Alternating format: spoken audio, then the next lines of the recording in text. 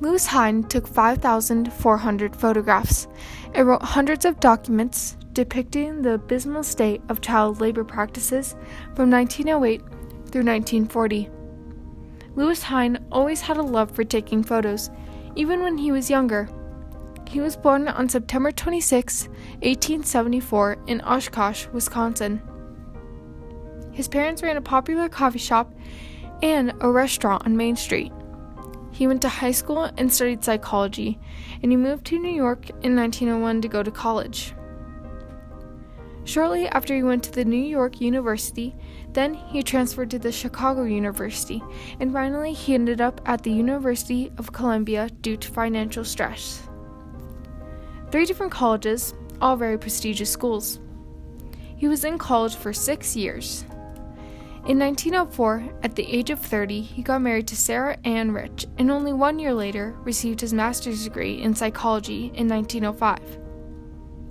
Sarah was also born in Oshkosh, Wisconsin, and met Lewis Hine at school, and they quickly became friends. Eventually, they started to date. Lewis Hine got a job as a teacher at the Ethical Teaching School in New York. In the same year, he fell in love and got married to Sarah. He taught psychology for 3 years. During this time, he still took photos of life around New York, capturing the essence of the city and its many people. In 1905, he went to Ellis Island to take photos of immigrants. He would keep taking photos all the way until the National Child Labor Committee, NCLC, the committee that fights child labor, offered him a job he gladly accepted.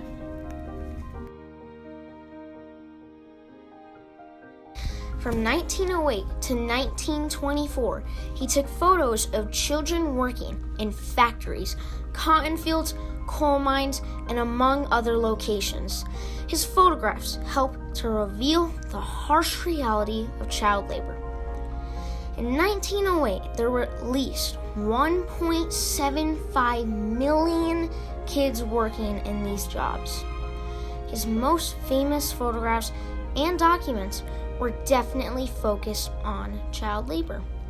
Most Americans did not know how harsh child labor was, so the NCLC wanted Hine to go undercover and take photos of children working in deplorable conditions.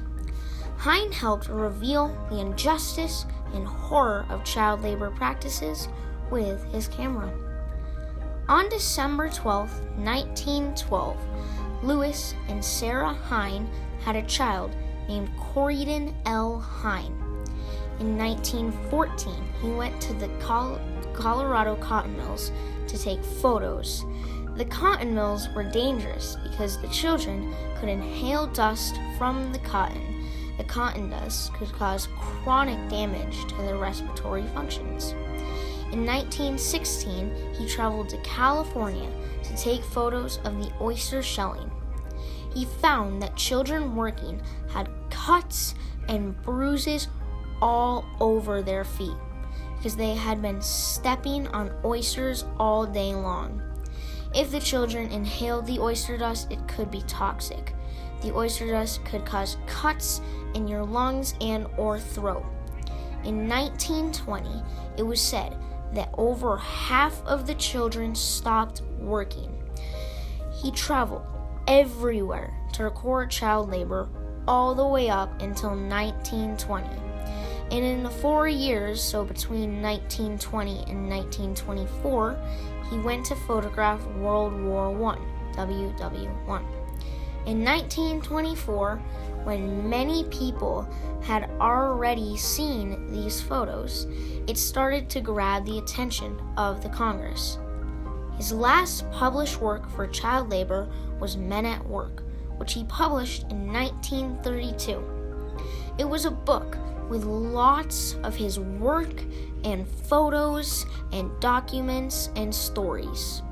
In 1938, laws were put in place so children 14 and under could stop working in such harsh and brutal conditions. The laws were called the Fair Labor Standards Act, the FLSA. These laws were put in place because children should not work. Children should not work when their health, educational opportunities, or well-being is jeopardized. Photography can light up darkness and expose ignorance, said Lewis Hine. Lewis Hine captured pictures about children working in sweatshops in terrible living conditions. There were kids that worked in the coal mines and died at a young age just because of the air they breathed. Some were captured in pictures, muddy and bloody.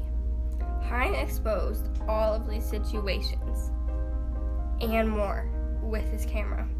Most kids worked for 12 hours or more every day in these horrid conditions. The children did not get paid fairly. They barely got paid. Only 50 to 60 cents a day.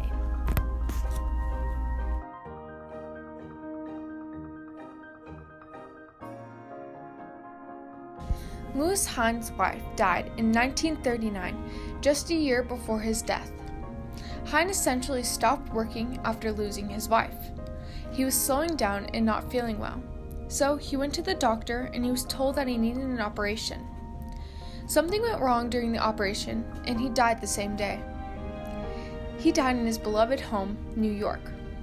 He will always be remembered as the man who saw through the cruelty and exposed the world to repugnant and unjust working conditions that countless children experienced, and facility changed for the better.